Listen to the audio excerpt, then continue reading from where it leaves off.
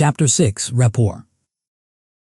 There's no surer sign you're being played than being certain you've grasped your opponent's intent.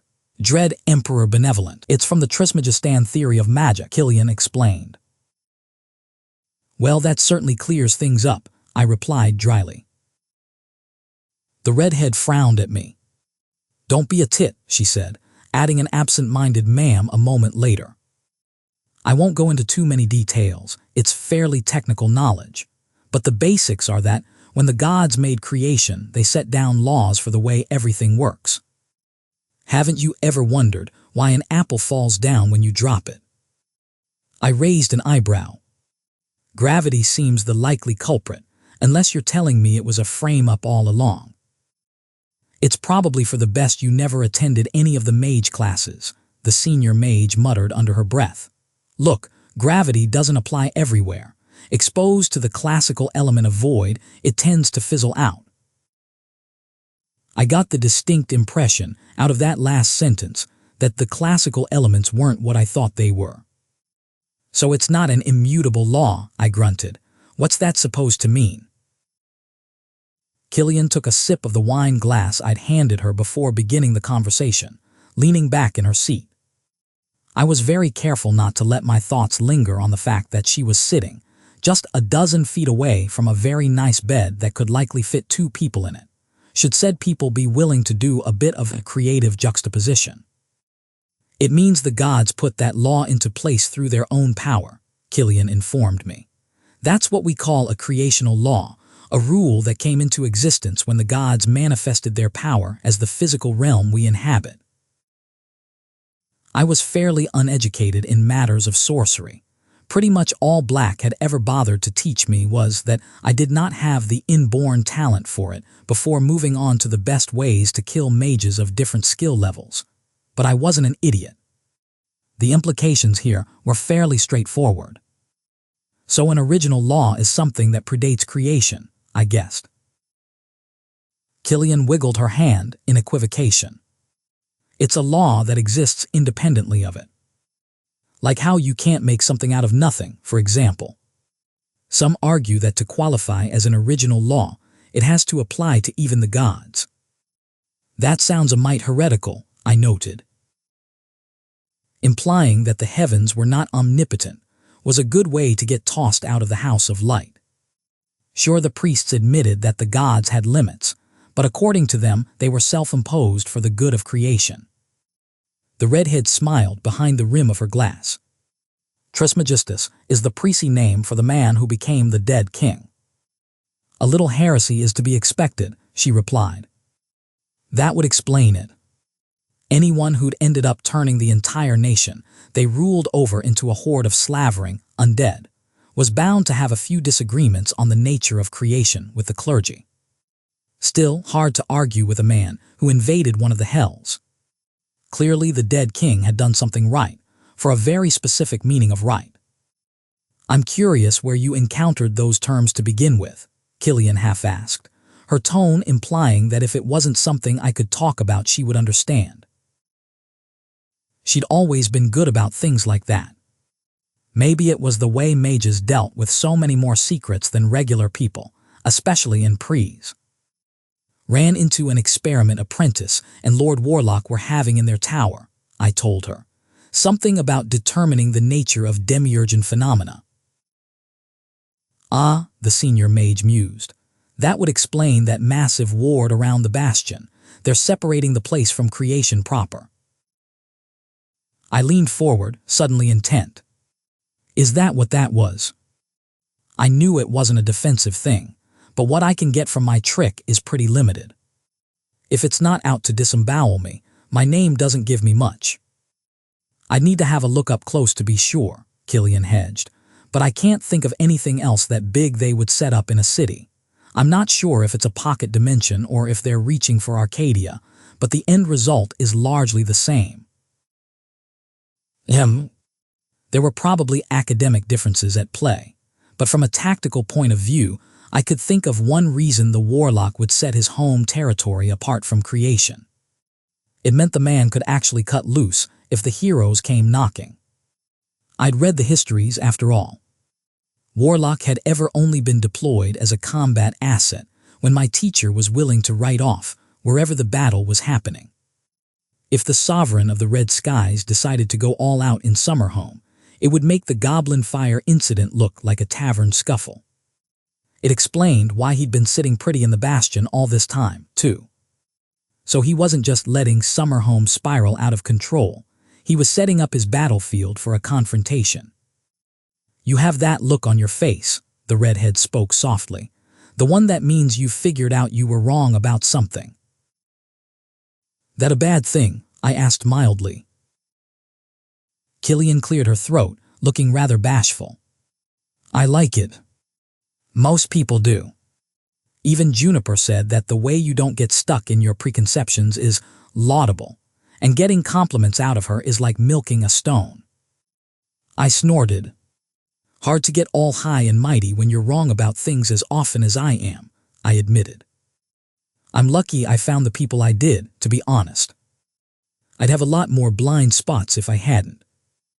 Sometimes I wondered what it said about me that all the people I trusted were precy, but what else could I do? If I wanted to get anything done in Callow, I'd need the 15th backing me, and the core of my legion was from the Empire. In time that might change, but as the months passed I was beginning to think certain things might not. How could I trust a new officer more just because of the land of their birth, when the likes of Nock and Robber had been with me since the beginning? "I think we're luckier to have you," the redhead said softly. "I don't think you realize what it means for the 15th to have someone like you at the helm." I hadn't drunk nearly enough wine to justify the flush that took my cheeks at the almost whispered words. Gods, but Kilian was pretty. I still didn't know if she had any interest in women, though. I'd thought about asking Hakram, but that would have been as good as declaring an interest, and I wasn't quite there yet. Still, unlike with pregnancies, it wasn't like fraternization was against regulations, so long as the people involved weren't in a direct chain of command. "Someone like me," I repeated in a murmur, wishing the redhead wasn't sitting on the other side of the table. Kilian bit her lip. "A woman who—" Someone knocked at the door, and I felt the sudden urge to order a round of hangings. Really? Couldn't whoever that was have waited for another few moments? Hakram entered the antechamber a moment later, and for the first time since I could remember I glared at my adjutant. The senior mage recoiled like she'd been burned, cheeks reddening. The tall orc eyed us both curiously, but he knew better than to ask. "Report, adjutant," I ordered with ill grace. "Ma'am," he saluted, raising hairless brows at my tone. "Your hunch was right. About 20 servants were indisposed at the last minute and had to be replaced by relatives. We have the replacements in custody." I grumbled under my breath, irked at the knowledge that the news would have kept if he'd waited a little longer. "Were any of them armed?" I asked, setting aside my irritation for the moment. The orc shook his head. Several of them had scars, however. The kind you get in military service. I grimaced. That was suspicious, but circumstantial at best. There were plenty of veterans from the conquest who'd had to get mundane jobs after the Empire had taken over. The legal aspect of things didn't concern me overmuch. This would have been trickier elsewhere, but Summerhome was under martial law, and regardless, as the squire I was pretty much a law unto myself. But part of me balked at ordering forceful interrogation, based on barely floating evidence. We'd have to do without. "Keep them under heavy guard," I told Hakram. "At least 2 lines, one of them with munitions. If someone with a name mounts a rescue operation, they should toss sharpers in the cells before getting the hells out of there." I was less than optimistic when it came to the victory chances of my legionaries against a band of heroes, goblin munitions or not. The 15th was already at half strength. I had no intention of losing any more soldiers in a fool stand against the likes of the lone swordsman. A rough voice cleared their throat from the threshold to my rooms. "A Falabi will get pissy if we move too many troops into the Comital Palace," Legate Juniper told me, strolling into the room. Like the rest of the people in my quarters, she was in full Legion gear. From the looks of it, she'd had hers cleaned and polished recently, which, as much of a concession to propriety, I'd been willing to order my officers to make. Attending a dinner with a general of the Empire in armor was in poor taste, but with the swordsmen likely to make an appearance, I wanted them ready to fight. The general should have taken care of this fucking mess before we arrived, if he wanted to have that right, I grunted. Juniper flashed ivory fangs in a hard smile at my words. I don't disagree, my legate replied. Just warning you, we won't be making friends in the 12th with your plan. We'll deal with that if we survive the night, I mused. Which was, truthfully, still up in the air. We had the defensive position, and we knew they were coming, but 4 heroes weren't something to sneeze at. Entire kingdoms had been toppled by less. I wasn't going to risk Hakram in a fight, nascent name or not, so my only backup for the initial phases of the battle would be Apprentice. How useful the Saninke would actually be in a life-and-death struggle remained to be seen. He hadn't given me the impression he was someone used to the rougher side of being named. Senior Mage, Juniper spoke flatly, only now deigning to acknowledge Kilian's existence. Our caster lines will be needing their instructions soon. The redhead flushed, looking guiltily at her half-finished wineglass. I had a few questions for her earlier, I told Juniper, hoping to deflect some of the attention. I'm sure you did, the legate replied serenely, not a hint of impropriety on her face. Hakram coughed into his fist, and I made a mental note to take revenge on him for this at some point. Lady Squire, ma'am, Kilian saluted the both of us, pausing by a still grinning Hakram to daintily kick his ankle. Considering the orc's armor was the only thing thicker than his skin, it did absolutely nothing to discipline him, but I approved of the general intention. I waited until she left the quarters to return my focus to Juniper. We've reinforced the palace garrison at all choke points, I prompted. The orc officer nodded. Your special orders have been given to the troops at the gates, she said. I'd kept those rather simple. If a lone individual in a cloak approaches the entrance, shoot them until they stop moving. And then a few more times to be sure. Don't even bother hailing them, just unload your crossbows. If the lone swordsman intended on making a dramatic entrance, he was in for a rough evening. Unfortunately, the bastard had taken to irregular warfare like a fish to water. I doubted he'd be stupid enough to try getting into the palace the old-fashioned way. I suppose we'd better get moving then, I grunted. Has Apprentice showed up yet? Juniper cast a look at Hakram, who shook his head. Not yet, the adjutant replied. I've taken the liberty of providing him an escort when he leaves the bastion. I smiled at my officer, pleased at the initiative. I doubted the heroes would try picking off the warlock's own adopted son in broad daylight, but there was no sense in taking unnecessary risks. Ah, diplomatic dinners, Juniper grinned unpleasantly. Everybody's favorites. At least the food won't be poisoned this time, I noted. That's a marked improvement. Does that mean you won't be breaking anyone's bones tonight? The legate asked wryly. Shame, that was the best part of the evening. I pushed myself to my feet, adjusting the sword at my belt. I'll see what I can do, legate, I replied.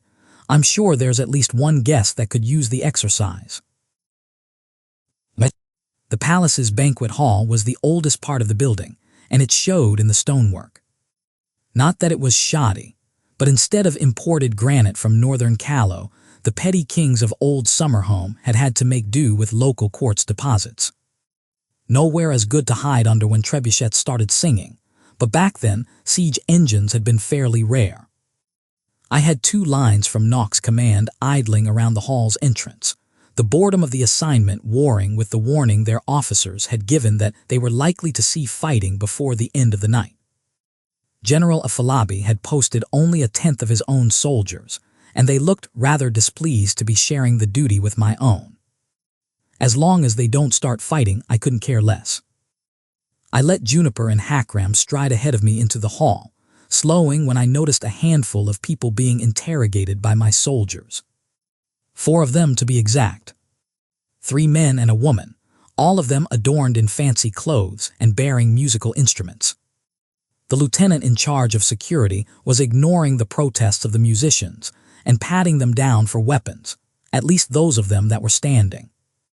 The only woman had claimed a chair, propped her lute over her knees, and seemed to be polishing off a flask of alcohol so strong I could smell it from where I was standing. I found the supreme unconcern rather amusing, and out of curiosity, I claimed the seat next to hers. "Dare I ask what you're drinking?" I said. She grinned drunkenly, shaking the silvery flask. "Why, the very elixir of life," she replied theatrically. "Back home they call it the water that burns." "Well, anything in contact with it definitely would become flammable," I observed. I didn't recognize her accent. Not Prissy or Calawan, and her coloring was a little too light to be a Tagreb's. Her strong nose and curly dark hair were striking, if short of outright attractive, provided no real hint as to her origins. "Ashuran," the stranger said. "Pardon me," I replied.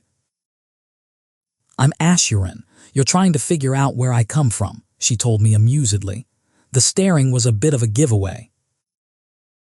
The thalassocracy of Ashur, huh? First time I'd ever met anyone from there. It wasn't that they were isolationist, per se, but more that they rarely bothered visiting anywhere boats couldn't reach. The Ashurans had stayed much closer to their Baalite roots than the Dominion. They were still part of the hegemony, for one. Not that being a member of the Baalite hegemony meant as much as they once had. The old maritime empire had been on the decline since centuries before my birth. "So why's an Ashuran bard trying to get drunk in a Calawan fortress?" I asked. "I am not trying," she informed me proudly. "I am succeeding." I snorted. She offered me the flask, and against my better judgment I took a sip. I promptly started coughing. "Gods," I rasped out, "how are you not dead?" "My liver is cast iron," she admitted solemnly. "To answer your question, I drifted towards here when I heard about the rebellion. Seems to me there's a song in there."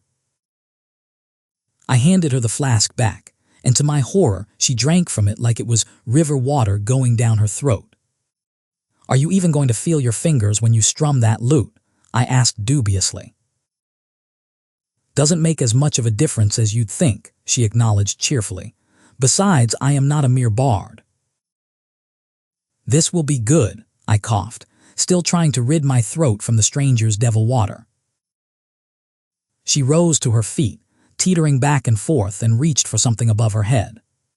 Her hand came back empty. "Right," she muttered, "I lost the hat, no matter." Striking a pose with her foot resting on the seat she'd vacated, the woman swept the horizon in a generous gesture. "Before you stands Almorava of Symra, minstrel without peer." She punctuated the announcement by sweeping a few strings, the resulting sound eerily similar to a cat getting stepped on. I could feel everyone else in the hallway suddenly staring at us, and had to suppress a smile. "That sounds technically true," I mused. "Have you considered you may have a drinking problem?" "My flask is almost empty," Almorava agreed. "That is a problem." The officer in command approached us carefully, hand on his sword. "Lady Squire," he asked, "is there a problem?" I waved the question away. "None at all," I replied. "Continue your work, Lieutenant." He saluted before returning to the other musicians. I felt the bard, minstrel, staring at me inside. Well, so much for anonymity. "Catherine Foundling," I introduced myself. "I had a feeling," the Ashuran said. "Can't think of another reason they'd allow a Dioreth your age this deep into the palace with a sword at her hip." "Most people would be a little warier at the revelation they've been talking with a villain," I murmured. "Most people would have passed out before they got hallway through the flask," Almorava grinned. "Besides, You've yet to set anyone on fire, so at least one of the rumors is wrong. Godstamnit. Was that really going to follow me everywhere? At least she hadn't mentioned summer home or goblin fire. There's rumors. The minstrel chuckled. My dear lady, you're the Kilian apprentice of the man who conquered the kingdom. There's a tale in every city from Ader to Salia, each wilder than the last. All of them flattering, I'm sure, I spoke dryly. Almorava hummed. Opinions are split, actually. Of course, there's the usual crowd in favor of removing the head of anything in contact with the Empire, but you'd be surprised how many Kilians are cautiously optimistic. That I trailed off. You're right, I am surprised. There are some who think having one of their own high up in imperial ranks might solve some of the most undesirable aspects of the priestly occupation, the minstrel said. They might not be allowed as the stone-her-to-death crowd, but they do exist. You seem remarkably well informed for a wandering minstrel, I said. The Ashuran shrugged. You pick up things playing in taverns. I'm sure you do. I rose to my feet. It was a pleasure, Almorava, I said, but I have a reception to attend. Have fun, the minstrel waved cheerfully. I kept my smile on my face until I'd turned, taking aside the lieutenant when I passed by him. I leaned into his ear. The woman I was talking to, she won't have any weapons, but I want a pair of crossbowmen keeping an eye on her at all times, I murmured. The man nodded, and I patted him on the shoulder, squaring my own as I entered the banquet hall. Come out and play, lone swordsman. I'm ready for you this time,